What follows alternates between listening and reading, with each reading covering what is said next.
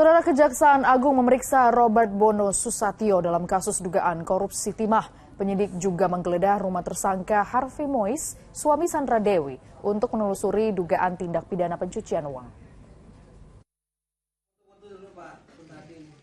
Jaksa Agung Muda Tindak Pidana Khusus Kejaksaan Agung terus menelusuri aliran dana terkait tindak pidana korupsi di kawasan izin usaha pertambangan PT Timah Tbk periode 2015-2022 yang diduga melibatkan Crazy Rich Helena Lim dan Harvey Mois. Tim penyidik memeriksa intensif seorang saksi bernama Robert Bono. Robert bahkan disebut-sebut sebagai aktor di balik kasus yang menjerat Helena Lim dan Harvey Mois. Hari ini kami memanggil dan memeriksa saudara RPS sebagai saksi. Kita harapkan keterangan-keterangan itu akan membuat terang peristiwa pidana yang sedang terjadi dan tindak pidana tata kelola timah di wilayah PT Timah.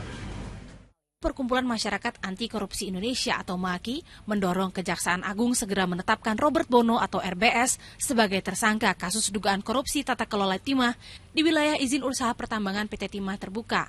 Dan siapa yang aktor intelektualnya, saya sebut dalam pernyataan saya adalah RBS. Orang ini diduga yang menginisiasi pendirian perusahaan-perusahaan, yang melakukan dugaan kerjasama dengan oknum PT Timah melakukan dua hal. Satu, markup atau membengkakkan biaya smelter.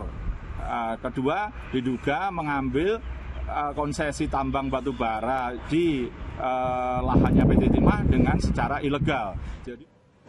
Hingga saat ini, Kejaksaan Agung telah menetapkan 16 orang sebagai tersangka dalam dugaan korupsi timah di Bangka.